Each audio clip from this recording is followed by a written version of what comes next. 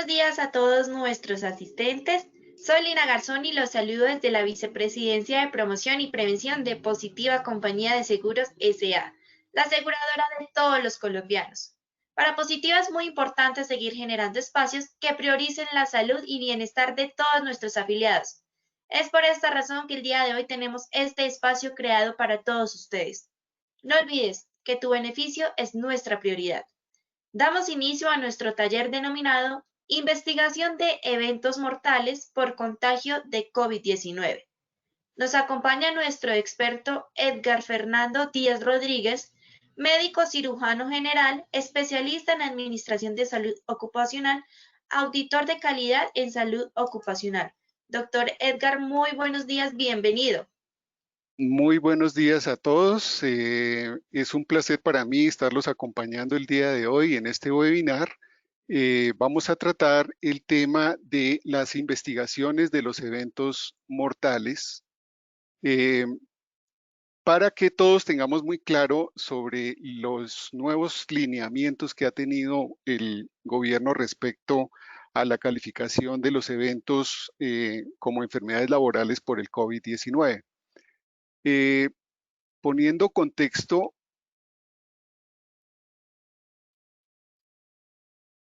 entonces vamos a hablar de lo referente al marco legal. Entonces les traje un resumen de más o menos las normas y los lineamientos y orientaciones que ha establecido el gobierno a raíz del tema de las enfermedades por el COVID-19. Sabemos hoy en día cómo está la situación a nivel del mundo, que ya pues digamos estamos en un número de casos aproximadamente, ya pasamos los 20 millones a nivel mundial de casos por el COVID y a nivel país pues en este momento estamos llegando a los 140.000 eventos en este momento que se reportan por día. Vamos a hablar entonces de lo que es el marco legal. La ley 1562 del 11 de julio del 2012 es la que modificó el sistema de riesgos laborales, ¿cierto? Y se dictaron una serie de normas. Aquí en la ley 1562 encontramos lo referente a la definición de qué es el accidente de trabajo y vale la pena leerlo en su contexto para entender muy bien, ¿sí? Cuando vayamos a hacer procesos de calificación de origen. El accidente de trabajo, pues es todo suceso repentino que sobrevenga por causa o con ocasión del trabajo y que produzca en el trabajador una lesión orgánica, una perturbación funcional, psiquiátrica, o con invalidez o la misma muerte. También es accidente de trabajo aquel que se produce durante la ejecución de la orden del empleador o del contratante para hacer una ejecución de una labor, aún fuera del lugar y en las horas del trabajo. A su vez, todo el que se produzca durante el traslado de los trabajadores o contratistas desde su residencia a los lugares de trabajo y viceversa, cuando se suministre el transporte por parte del empleador. También hay que definir el accidente de trabajo como aquel que ocurre durante la función sindical, o sea, todo lo que pueda presentarse durante los permisos emitidos por el sindicato y acordados con los empleadores. De igual forma, se considera aquel que se produzca en actividades recreativas, deportivas o culturales siempre que se actúe por cuenta o en representación del empleador de las empresas usuarias. Y cuando se trate de trabajadores de empresas de servicios temporales que se encuentren también en misión. Esto define entonces el marco de lo que es el accidente de trabajo. Luego vino la ley 1562 en el artículo cuarto también habla de enfermedad laboral, ¿sí? Y establece que es toda aquella que se contrae como resultado de una exposición a factores de riesgo que sean inherentes a la actividad laboral o del medio en el cual el trabajador se ha visto obligado a desempeñar esas tareas. Aquí el gobierno nacional especificó que se tiene que determinar y se tiene que revisar en forma periódica esas enfermedades que son consideradas como laborales. Y aquellos casos en que la enfermedad no figure en la tabla de enfermedades laborales, pues se incluirán aquellas, ¿sí?, que tienen una relación causa-efecto manifiesta para determinar la enfermedad y que genere los cambios a nivel orgánico de los trabajadores. Luego, eh, dentro de esta ley 1562 del año 2012, en el artículo cuarto específicamente se nombran dos parágrafos, ¿cierto? En el artículo cuarto, como les decía, es el que define la enfermedad laboral, pero enmarca un parágrafo donde dice que el gobierno nacional, previo concepto del Consejo Nacional de Riesgos Laborales, va a determinar en forma periódica, perdón, las enfermedades que se consideran laborales. Y luego el parágrafo 2 dice que para tal efecto, ¿sí? El Ministerio de Salud y Protección Social del Ministerio realizará la actualización de la tabla de enfermedades laborales por lo menos cada 3 años, atendiendo los estudios técnicos financiados por el Fondo Nacional de Riesgos Laborales. Sobre esos parágrafos fue que se hizo las modificaciones que vamos a ver a continuación.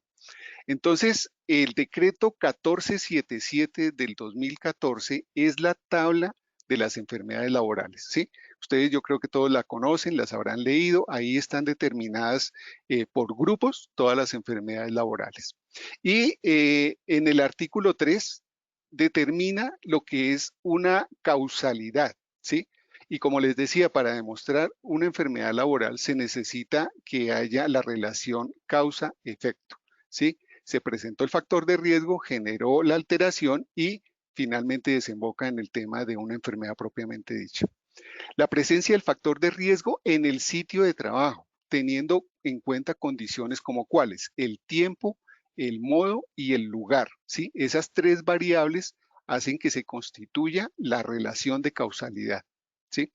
Para esto también, digamos que viene otros factores que inciden en estas calificaciones y es la medición del factor de riesgo, la cuantificación de la exposición a la cual el trabajador estuvo en presencia de ese factor de riesgo y que le generó pues las alteraciones. Lo mismo la concentración y la intensidad de las mismas. Entonces, para una enfermedad diagnosticada médicamente se necesita la relación causal con el factor de riesgo.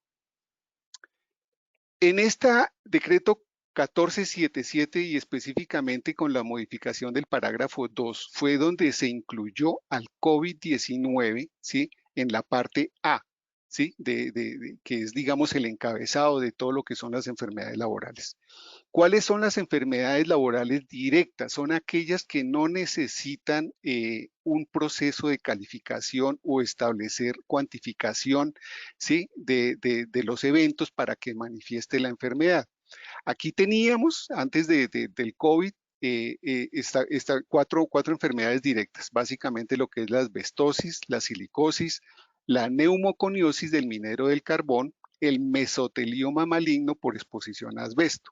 Entonces aquí fue donde se incluyó como quinta enfermedad el COVID-19, virus identificado como el COVID-19 o SARS-CoV-2, que ese es el nombre, digamos, técnico científico, y lo codificaron de acuerdo al CIE-10, que es la clasificación internacional de enfermedades, como el U071 asterisco y el U072 asterisco. ¿Sí? Entonces ahí quedó incluido el COVID-19 con todas sus manifestaciones dentro de las tablas de enfermedades laborales directas. Comenzó la emergencia sanitaria aquí en Colombia, que eso básicamente comenzó en el mes de marzo, ¿sí? Y ahorita se han hecho extensiones. La primera se hizo de mayo a junio y la otra que va de junio a julio y ahorita se extendió hasta el 31 de agosto, es donde está en este momento extendida la emergencia sanitaria. Y con ella, la declaración de emergencia sanitaria, sucedieron una cantidad de normas, pero ya es impresionante la cantidad de cosas. ¿Por qué? Por lo que incide el COVID dentro de las actividades económicas de la empresa. Entonces, aquí le tocó al Ministerio del Interior sacar todo lo que son los protocolos de manejo dependiendo de las actividades económicas.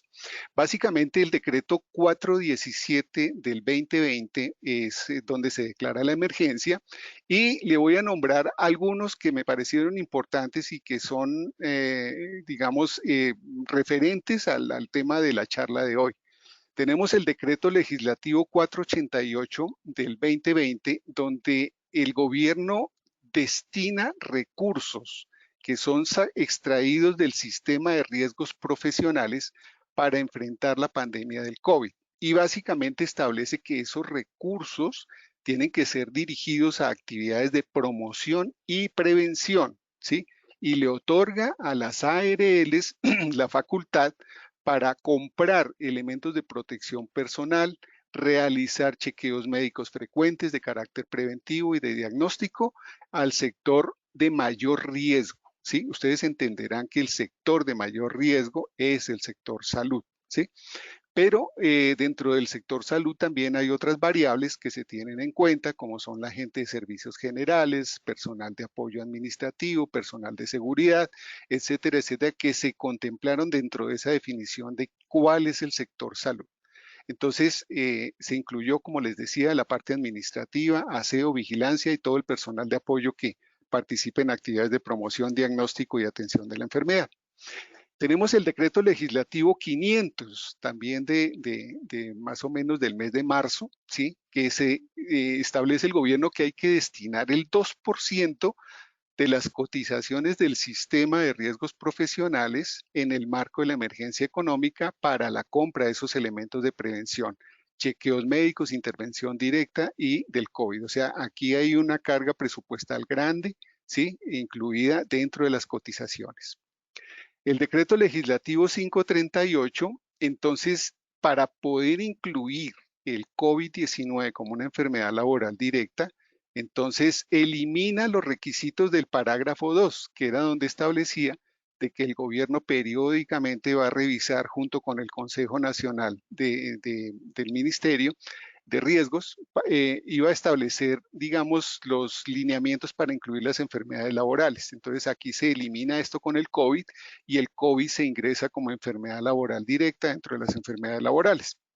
Y básicamente va hacia el sector salud. Quiere decir que la enfermedad laboral se calificará como tal, sin necesidad de procesos de calificación de ningún tipo, exclusivamente al grupo de salud, que son los que se definen anteriormente, incluido el personal de aseo, vigilancia, administrativo y todo lo que tiene que ver con prevención, diagnóstico y atención de la enfermedad. Bien, se establecieron también dentro de todas esas medidas unas responsabilidades, o sea, el gobierno, como les decía, determinó quiénes son los autores, ¿sí? Y cuál es el rol que van a desempeñar estos autores dentro del tema de la prevención del COVID. Entonces le dio también responsabilidades a los empleadores. ¿Cuáles básicamente? Que cada empleador desarrolle actividades de prevención, promoción y salud ocupacional. De acuerdo a cada actividad económica de los empleadores, entonces tienen que diseñar protocolos, ¿sí? Para la prevención y el manejo del riesgo biológico, dependiendo su actividad económica. Es así como está el sector hoy en día, hablando básicamente el sector de la construcción, el sector del comercio, el sector educativo, el sector de las iglesias. Entonces los puso a cada uno de acuerdo a las características de su sector económico a elaborar estos protocolos de control y manejo del riesgo biológico.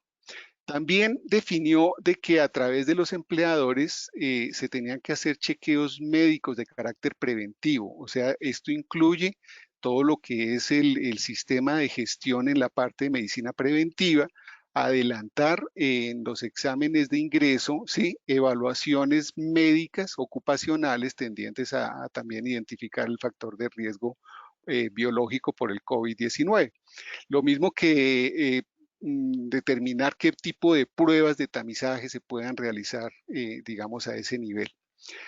Y obviamente a proporcionar los elementos de protección personal. Si hablamos del sector salud, ya está descrito quiénes son los responsables del suministro de estos elementos, ¿sí? Que son las ARLs a través de los empleadores que se deben hacer esto. Y si es del sector que no es del sector salud, pues obviamente se tendrá, de acuerdo al tipo de exposición que se tenga, el suministro obligatorio de todos los elementos de protección personal. Bien, también estableció lineamientos y orientaciones, ¿sí? Cuando ustedes entran a la página del ministerio hay un compendio grande que dice lineamientos y orientaciones y ahí están absolutamente todo lo que ha emitido en este momento el Ministerio de Salud para el tema preventivo del COVID.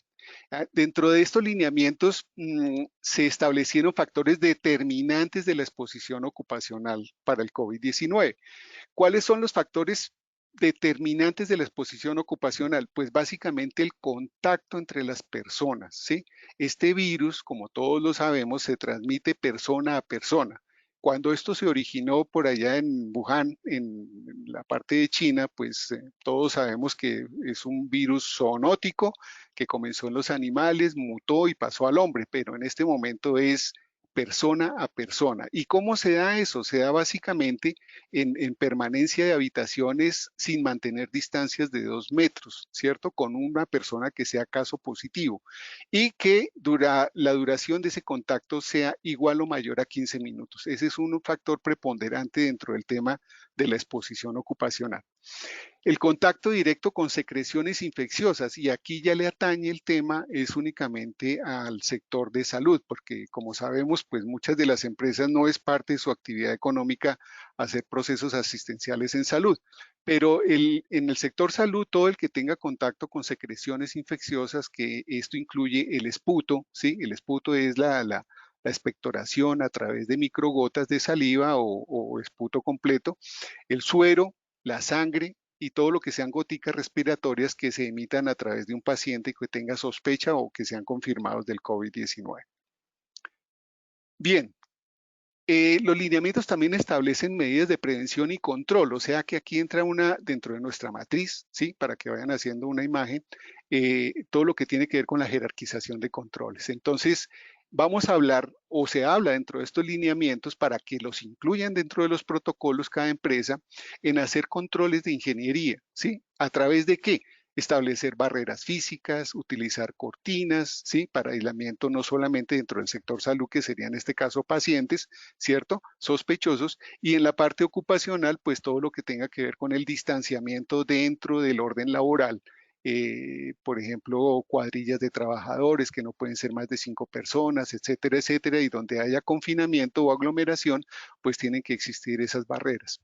Y tratamientos de aire, ¿sí? El tratamiento de aire a través de qué? Del uso de filtros especiales donde se eliminen partículas, se eviten sistemas de ventilación que puedan generar o transmitir o llevar el virus a otros sitios. Entonces, eso abarca dentro de los lineamientos los controles de ingeniería. Controles administrativos, pues básicamente dice hacer el diagnóstico oportuno. Si estamos hablando del sector salud, pues obviamente los médicos es ese primer personal a los cuales está enfocado el diagnóstico oportuno. ¿A través de qué? De las pruebas, que lo vamos a describir ahora más adelante. Y si es del sector que no es de salud, pues entonces básicamente lo que son las encuestas, diligenciamiento de síntomas, controles de temperatura, etcétera, etcétera. Modificaciones de horarios, ¿sí? Hacer más elásticos los turnos, el manejo de los baños, etcétera, etcétera. Aquí entonces la caracterización de la exposición se da a través de detectar o determinar población vulnerable entre los trabajadores y ver la intensidad y la frecuencia con que se puede llegar a tener exposición dentro de las locaciones empresariales. La monitoría de casos confirmados. Hablando de la parte no ocupacional, entonces se estableció, por ejemplo, los registros de temperatura o a través de las encuestas, todo trabajador que manifieste síntomas, ¿sí? Pues no se le debe permitir el ingreso a las instalaciones de la empresa, se debe aislar, ¿sí? Y la forma, digamos, de poder darle continuidad al negocio se puede dar a través del fomento del trabajo en casa. Muchas personas pasaron al teletrabajo, otros están haciendo lo que se llama el home office o trabajo en casa, que pues digamos puede permitir la continuidad del negocio, pero obviamente manteniendo pues toda la parte preventiva. Evitar aglomeraciones, confinamiento y promover mucho lo que es la higiene personal. Y dentro de esto está el lavado de manos y la parte respiratoria. Entonces, optimizar las medidas higiénicas. ¿A través de qué? Entonces, a nivel locativo, pues habrá que disponer de dispensadores de gel antibacterial. Hay que señalizar, colocar avisos, pancartas que fomenten el lavado de manos. Como le digo, este virus se transmite a través de las secreciones y a través de los contactos. Formación de líderes en capacitación. Entonces, el sector que no es de la salud en la manera de intervención, ¿sí? Las medidas de intervención del riesgo, pues tiene que ser mucho en los temas de capacitación.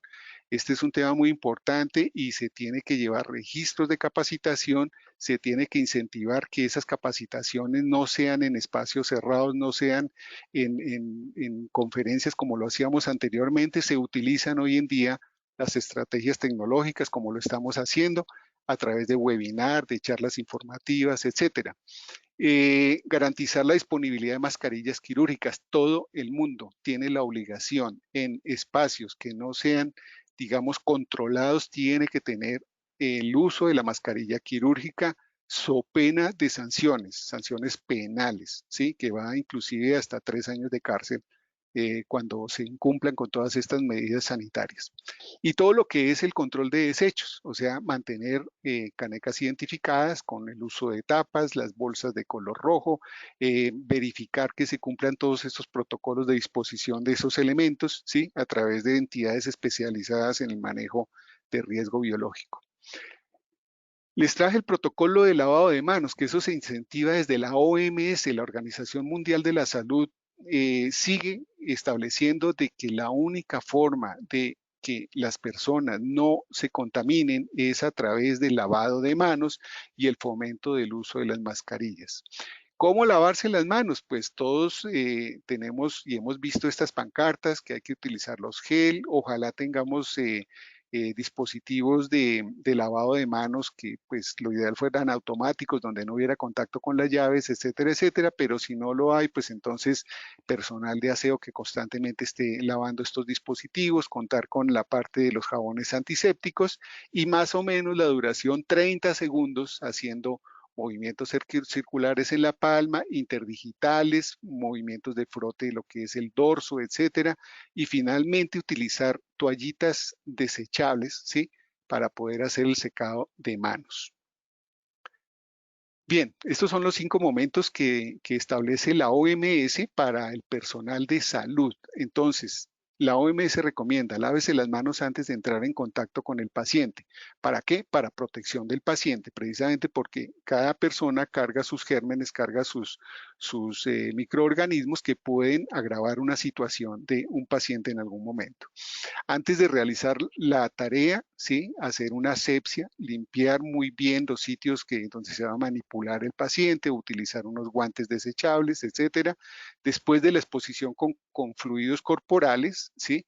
Y cuarto, después del contacto con el paciente y finalmente como quinto paso, el contacto después del retorno del entorno del paciente, de haber tenido ese contacto, se recomienda hacer el lavado de manos. Bien, en cuanto a la parte del control ambiental, entonces se establece también de que hay que optimizar los flujos de ventilación en áreas de concentración de personas, ¿sí? Como les digo, lo ideal es que no haya aglomerados ni confinamiento de personal. Eso se veía mucho, perdón, por ejemplo, en los sitios de atención de urgencias. Había una concentración bastante alta de personas de todo orden, con todas las patologías. Entonces, hoy en día, las áreas de urgencia de los hospitales ya las tienen clasificadas de acuerdo a la parte del sistema afectado. Entonces, la gente con temas respiratorios los tienen aislados de gente que tengan problemas de otra índole. Y se establece que, como les decía, se utilicen filtros, digamos, de alta eficiencia para hacer el manejo de la purificación de ambientes. Obviamente cada institución tiene que manejar programas de desinfección porque, digamos, la parte epidemiológica es individual. Los gérmenes intrahospitalarios son muy distintos de institución a institución. Es así que cuando viene un paciente trasladado de una institución a otra, hay que tener muy en cuenta el tema para hacer desechar todos los elementos que traiga de una institución y volver y hacer todo el proceso intrainstitucional con elementos desinfectados. Establecer políticas en cuanto a aislamiento, descripción de rutas, desplazamiento del paciente, productos contaminados por el COVID. Entonces, lo mismo, allá hay un ingreso a través del triage, estamos hablando de instituciones prestadoras de servicios de salud, donde se hace una clasificación de las patologías y se establece si el paciente va a una consulta oportuna, una consulta prioritaria, o se le puede delegar para que consulte en forma virtual. Áreas de aislamiento de pacientes. Entonces, básicamente se tiene que hacer modificaciones, dotar de puertas que sean ajustables, que sean automáticas, ¿sí? Que no permitan el contacto con manijas, etcétera, etcétera. Que los baños de las habitaciones sean baños privados, cuenten con duchas, con lavamanos, que haya una antecámara entre cuarto y pasillo con disposición de elementos de protección personal, es decir, que las personas que van a ingresar a un área de atención de pacientes, pues logren tener una bata, por ejemplo, desechable, unos guantes desechables, un gorro también para hacer el aislamiento y asimismo, después de estar con el paciente, deseche en esa antecámara, antesalida, ¿cierto? A los pasillos, esos elementos. Que haya presión negativa en esa misma antecámara, es decir, que el ambiente interno de cada habitación no vaya a circular hacia la parte externa de la habitación.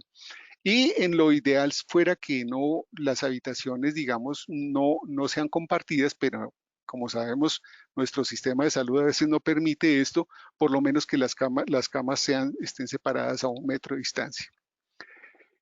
Hablamos de los elementos de protección personal y en esto, pues básicamente se estableció qué tipo de elementos de protección son exclusivos del sector salud y qué tipo de protección personal es de uso de corriente para el resto de población que no son del sector salud. Entonces, les traigo el ejemplo de lo que es el tapabocas N95, ¿cierto? Que se dijo que ese es exclusivamente para uso médico, que es una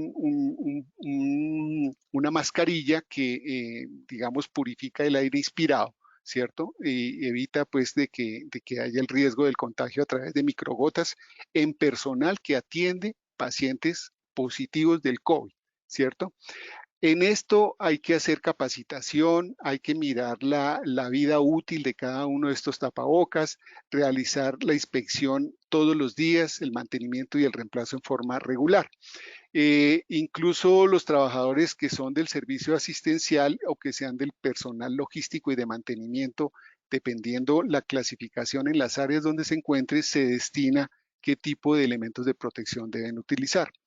En cuanto a especificaciones, pues les nombro algunos, los que les decía, la máscara filtrante N95, que es de uso de personal médico básicamente, otros respiradores como el RP95, el NR99, el NRP100 o las mascarillas elastoméricas que son, digamos, que se utilizan, por ejemplo, en las unidades de cuidado intensivo, que son esas que tienen dos filtros y que son una careta así como que protegen toda la cara completa.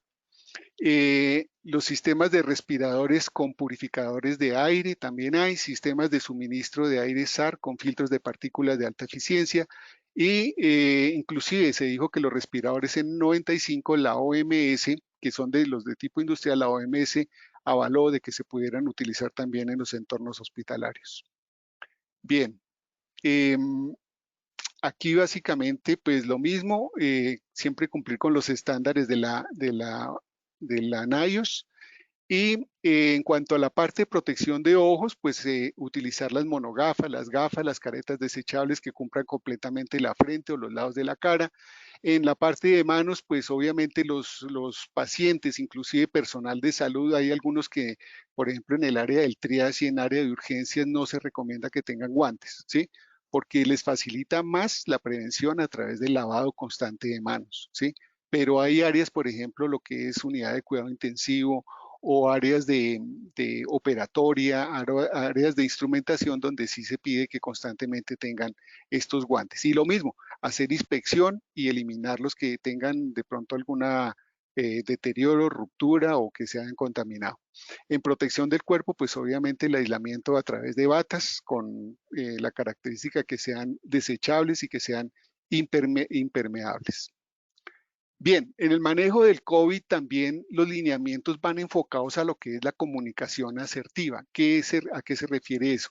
básicamente al contacto ya con el paciente. Entonces, el personal de salud, básicamente, que es el que está en contacto con los enfermos, debe demostrar confianza, debe demostrar credibilidad por parte del paciente, debe ser muy concreto, muy explicativo de que el COVID-19 es una patología nueva, ¿sí? Que todo el mundo está aprendiendo, todos los días salen protocolos nuevos, todos los días salen eh, eh, mm, mm, artículos donde dice que habían sistemas que anteriormente se sabía que no afectaban, hoy en día se sabe que afectan. Hay que ser muy transparente con el tema de las perspectivas de tratamiento, porque tanto en un momento se dijo, por ejemplo, que el personal de más alta mortalidad eran los adultos mayores y sigue siendo, pero se decía que los adultos jóvenes no tenían tanta incidencia y mentiras. Hoy en día casi que se equipara la mortalidad de los jóvenes con los adultos. Y un factor muy importante que es la estigmatización del COVID-19, ¿sí? O sea, recién que comenzó este asunto, habían situaciones de orden público donde la gente se enteraba que en el barrio había alguien con COVID-19 positivo y cogían la casa a piedra. O sea, son cosas absurdas, pero que hay que tener muy en cuenta con esto. La parte psicosocial es un factor también sumamente importante que hace parte también de los protocolos de manejo que tiene el ministerio, ¿cierto? Y que va enfocado a todo el tema psicosocial de la pandemia. Bien, entonces decíamos quiénes son los de mayor exposición y aquí ya empieza todo el tema propiamente de la investigación y del reporte del accidente de trabajo. Entonces dijimos que el grupo de mayor riesgo es el grupo de salud. Listo. Entonces, para establecer el evento súbito de exposición se da como se daba el riesgo biológico antes del COVID. ¿Cómo se contraía el tema del riesgo biológico? A través de pinchazos, salpicaduras, heridas con elementos cortopunzantes. Ahí se hace el reporte del FURAT o el reporte de accidente de trabajo. Esto es válido hacer el FURAT para el personal que no es de salud, pero en quien se sospecha que puede tener el contacto con el COVID-19.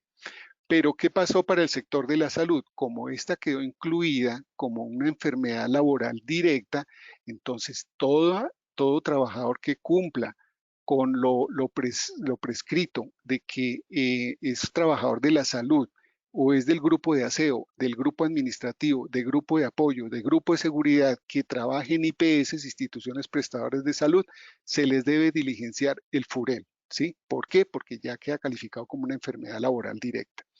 Una vez reportado, entonces se despliega una serie de actividades para hacer la protección del trabajador. Entonces, se fijaron las prestaciones económicas. ¿A cargo de quién? De las ARL, ¿cierto? Estamos hablando de la enfermedad laboral directa. Aquí el subsidio de incapacidad se debe pagar al 100%, le atañe todo el tema de prestar rehabilitación, readaptación laboral, hacer los procesos que hayan que hacer de diagnóstico y curación y establecer la incapacidad permanente, parcial, invalidez o la muerte. Todo eso va a cargo de las ARLs. Entonces, ¿cómo comienza la metodología de la investigación? Entonces, lo primero que hay que hacer es recibir la notificación de la calificación del origen. ¿Quién se encarga de hacer eso? El responsable es la empresa. ¿En qué consiste esa actividad?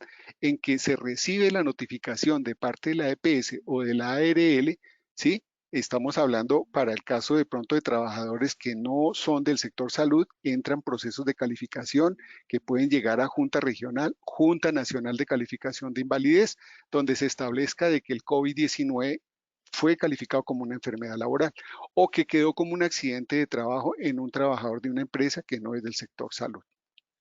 Bien, ¿qué documentos y qué soportes se requieren entonces para el tema del reporte?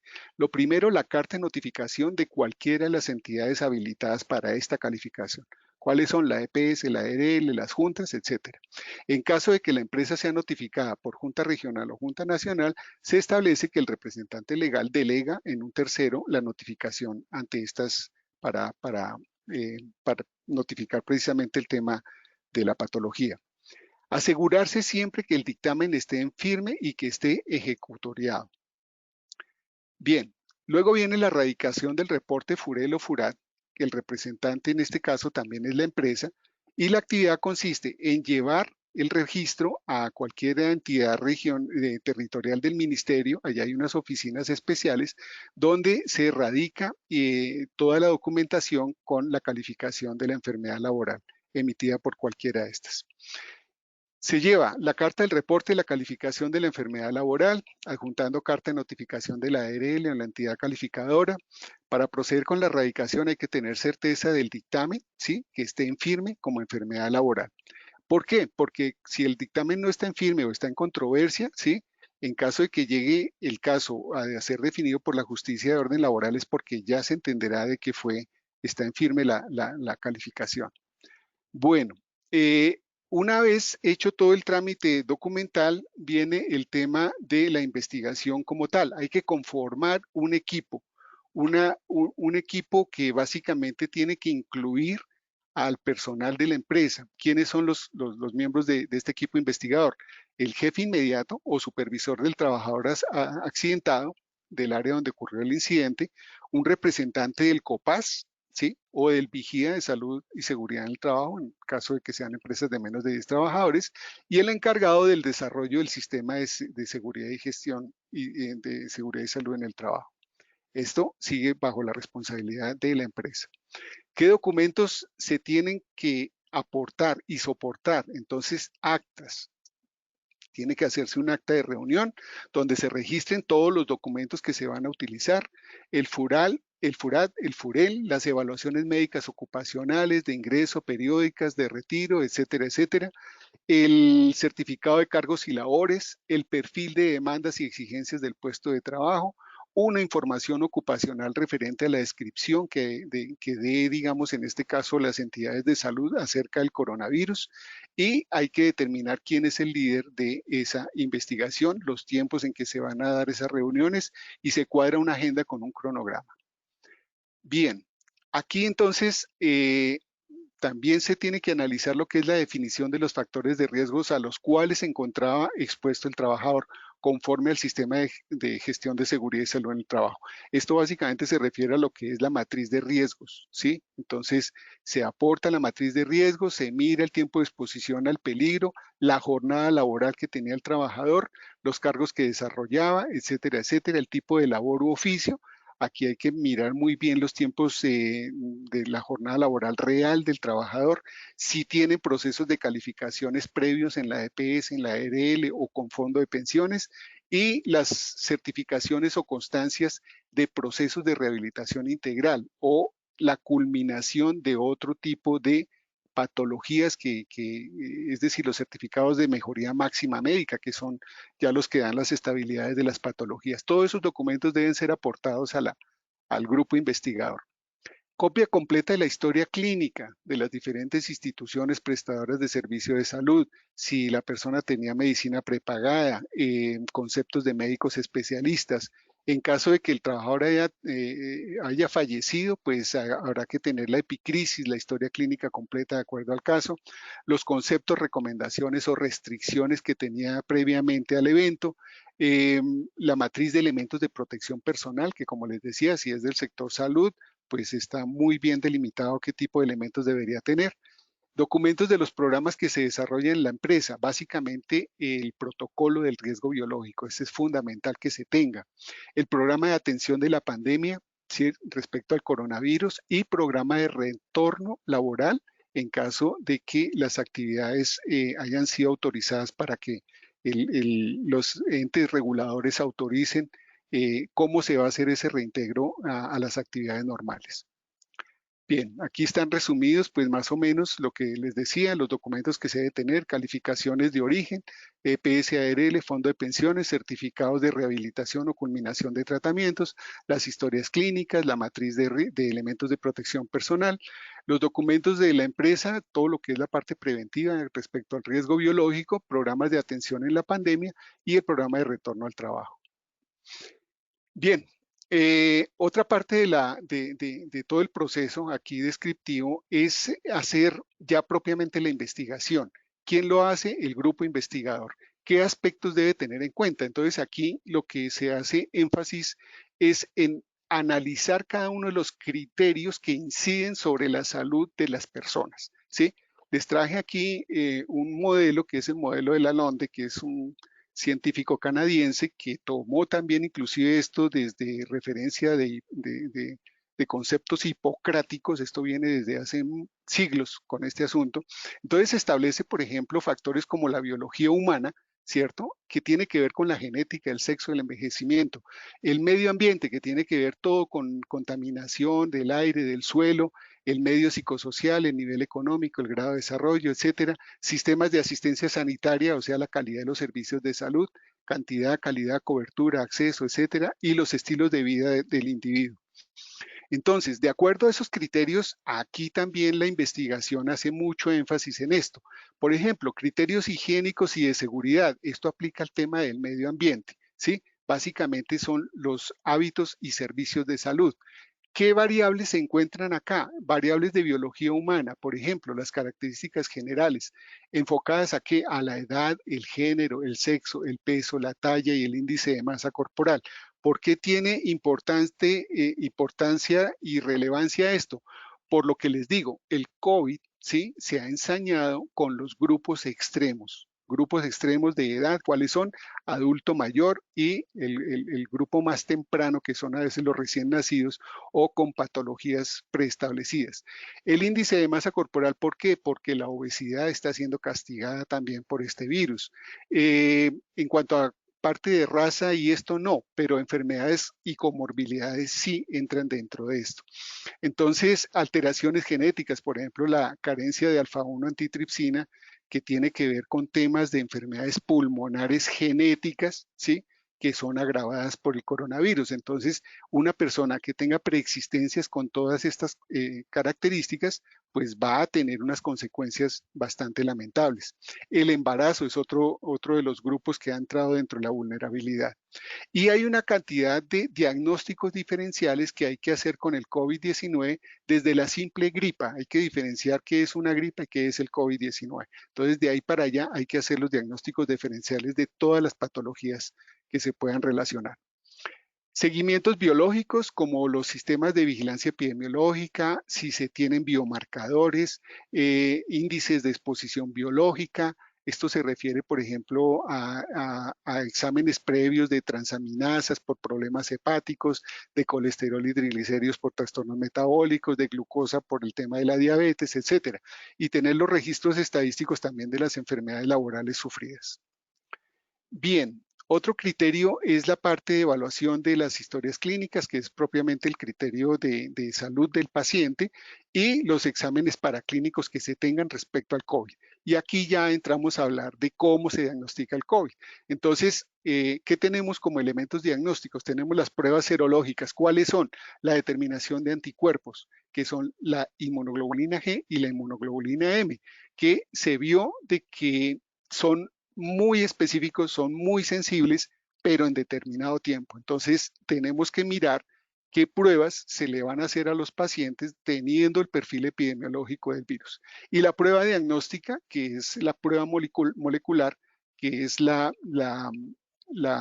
RT-PCR, ¿sí? Que es la transcriptasa reversa de la reacción en cadena de la polimerasa, así se denomina la PCR. Bien, como les decía, entonces la edad, el género, el índice de masa corporal, las condiciones genéticas, los diagnósticos diferenciales, los estilos de vida también son muy importantes. El hecho de que una persona sea atleta es muy diferente la incidencia que va a tener el virus sobre una persona que de pronto no lo es, que es más sedentaria. Actividades extraocupacionales. Si las personas trabajan si las personas trabajan en otro tipo de actividades, por ejemplo, en agricultura, en carpintería, construcción, ornamentación, etcétera. Los servicios de salud, pues obviamente hay que mirar si la persona tiene conceptos de rehabilitación, si se encuentra en procesos diagnósticos, si no ha terminado todavía su proceso de atención hospitalaria.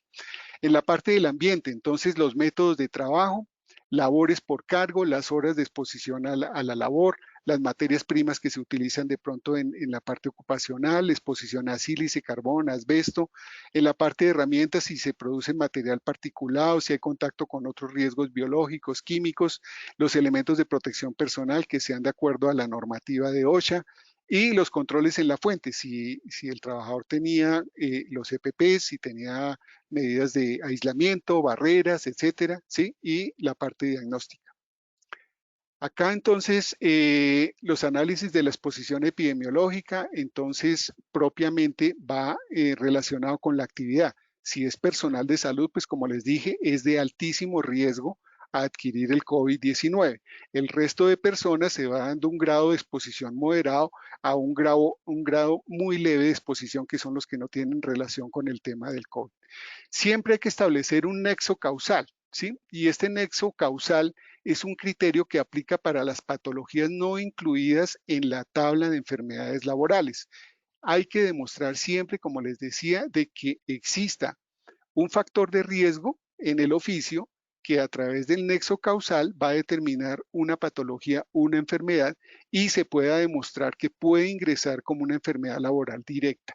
Eso tiene que ser fundamental a la hora de determinar la causalidad y el origen de esta patología del COVID-19. El resto, pues, tendrá que ser incluido dentro de las tablas o comparado con las tablas de enfermedad laboral para poder determinar su origen. Bien, ¿cómo viene el proceso ya? Entonces se reunió el equipo, reunieron toda la documentación y entran a analizar propiamente el evento. Entonces hay que establecer una serie de pasos dentro de los cuales se describe hacer entrevistas. Hay que mapear los movimientos del trabajador y los contactos en los últimos 14 días.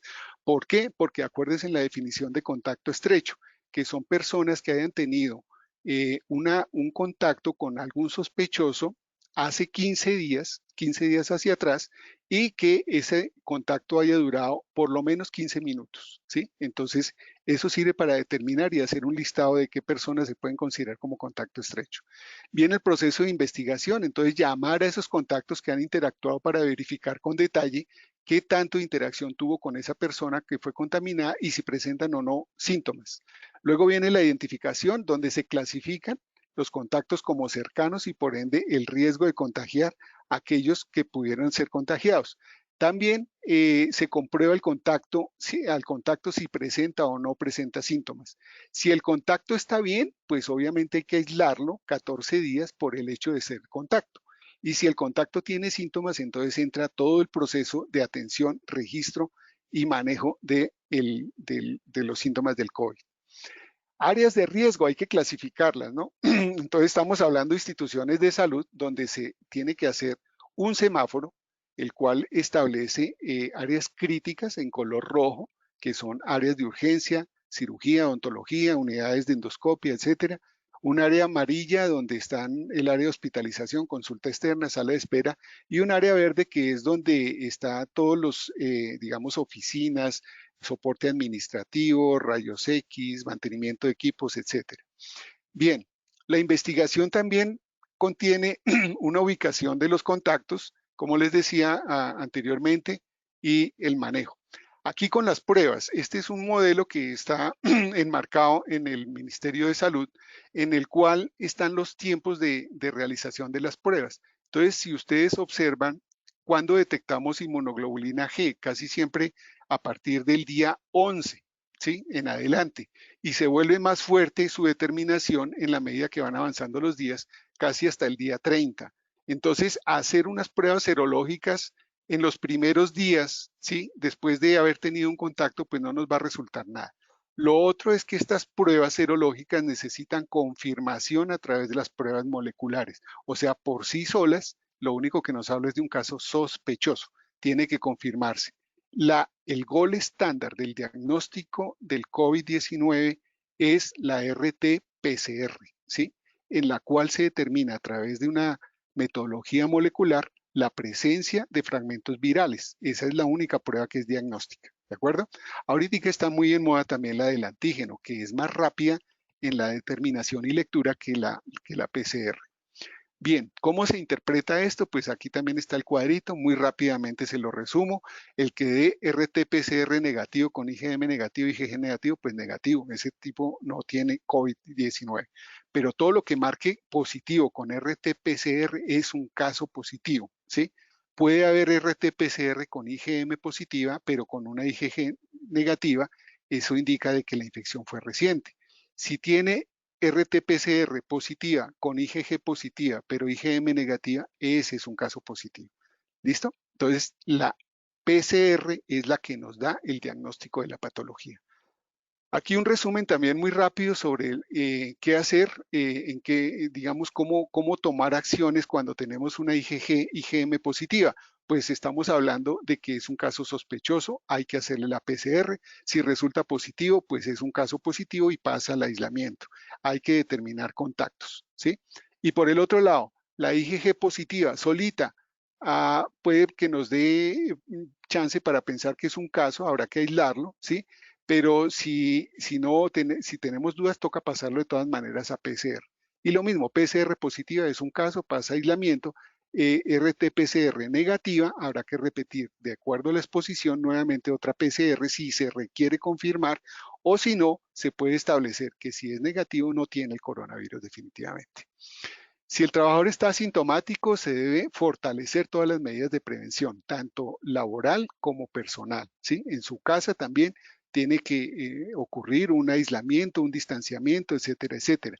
Y el empleador, pues obviamente tendrá que hacer la notificación si es una parte que se sospecha contacto laboral, se hará a través del FURAT en personales que no son de salud.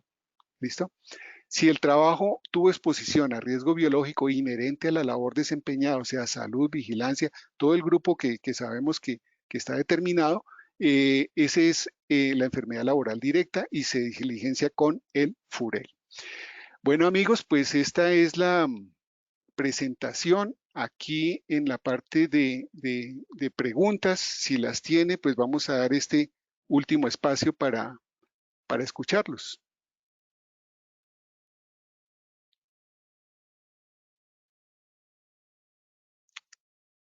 ¿Aló? Claro que sí, doctor. Como siempre, pues muchas gracias por acompañarnos en este importante espacio del día de hoy. Tenemos algunas preguntas de nuestros asistentes. Entonces, para que por favor nos respondas. Por favor, si quieres, activa tu cámara. Todavía te queremos seguir viendo. Bueno, ok. Bueno, Listo. doctor, nos pregunta Evelyn María Rivera. Si hay un trabajador que esté en aislamiento por síntomas de COVID-19 que aún no tiene respuesta, ¿la empresa tiene que hacer algún procedimiento? ¿O qué Eh, procedimiento debe seguir la empresa? Sí, digamos que cuando un trabajador reporta síntomas sospechosos a su empleador, digamos que la primera indicación que se le debe dar es que permanezca en su casa y ese trabajador debe hacer contacto con su EPS. Si se da la situación de que la EPS no le responde el requerimiento, tendrá que contactar a la alcaldía local, ¿sí? A través de las líneas, en este caso para Bogotá creo que es la 192, se hace la notificación de los síntomas y allí hay una línea, las 24 horas, que le prestan, la escuchan y le dan el direccionamiento en caso de que haya omisión de la EPS, ellos ofician a través de la superintendencia para que las EPS tomen acción con el trabajador. Perfecto, doctor, muchas gracias. Por acá también nos preguntan, ¿por qué no se debe reportar los casos de enfermedad laboral por COVID-19 ante el Ministerio de Trabajo? Como lo vieron al comienzo de la metodología de la investigación, sí se debe hacer el registro si es personal de salud, ¿sí? Lo califica la ARL, emite una carta, ¿cierto? Para que se radique y se haga la investigación antes de 15 días en las oficinas especiales del Ministerio de Trabajo. Si es personal que no es de salud, entonces se diligencia como si fuera el FURAT a través de la determinación del riesgo biológico y ese pasará a la investigación y análisis para la calificación posterior. Pero personal de salud en manera directa entra y hay que notificarlo al Ministerio de Trabajo. Perfecto, listo, doctor, muchas gracias. Marta Toro pregunta, si he estado en contacto cercano con un positivo y no me han realizado la prueba, ¿es necesario que yo me aísle? ¿Es necesario el aislamiento? Sí, la respuesta es sí. Si, por ejemplo, yo estuve por esa indisciplina social que tenemos visitando a un primo y resulta que la esposa de mi primo dio positivo, ¿cierto? Y yo estuve en una reunión ese día con ellos, yo debo informar tanto al empleador como a las autoridades de salud de que fui contacto y como le digo, si se da la definición de contacto estrecho, que estuvo durante más de 15 minutos con esa persona, hay que determinar de que le hagan las respectivas pruebas para diagnóstico y aislarse. Eso es lo que se recomienda. Perfecto, así no tengamos síntomas. Es importante Así no tenga aislar. síntomas. Es importante. Si fue contacto estrecho demostrado, se tiene que aislar. Perfecto, doctor. Bueno, doctor, vamos con una última pregunta. La hace Lina Yasmín Rodríguez. Ella nos pregunta, si el sector no es de salud, pero las personas han tenido que continuar saliendo a trabajar y se exponen diariamente al contacto social, ¿se puede reportar como laboral las circunstancias de la enfermedad, incluso desde el mismo momento del positivo para COVID? Discúlpame, la primera parte es si no es de salud. Si No no te es de entendí. salud, exacto. Si Si yo no no es, soy del sector salud, pero igual estoy trabajando, estoy laborando y tengo que salir a la calle a exponerme, a tener contacto con las personas, en dado caso, si yo me enfermo y me sale positivo, ¿esto se reporta como enfermedad laboral? no. Acuérdense y ténganlo muy presente que el COVID-19 se calificó como enfermedad laboral directa exclusivamente para el grupo de salud, ¿sí? Médico, personal asistencial y todo lo que tiene que ver apoyo en instituciones prestadoras de servicios de salud. Perfecto, doctor. Bueno, doctor Edgar, gracias por acompañarnos el día de hoy, por Bueno, compartir con nosotros y con todos nuestros asistentes la experiencia y, por supuesto, tus conocimientos. Muchas gracias. muchas gracias a ustedes, que tengan un buen día. Gracias, doctor. Y por supuesto, agradecemos a todos por su participación. Les recuerdo a nuestros asistentes que la grabación de este taller y los demás talleres web la pueden visualizar en nuestro centro virtual Posipedia, www.posipedia.co. Los certificados los pueden generar en el portal Travesía, www.positivatravesía.co. Recuerden que los certificados se están generando de 1 a 8 días hábiles. Agradecemos a todos su participación y, por supuesto, su compromiso con la prevención. Los dejamos con el siguiente video. Que tengan un feliz día.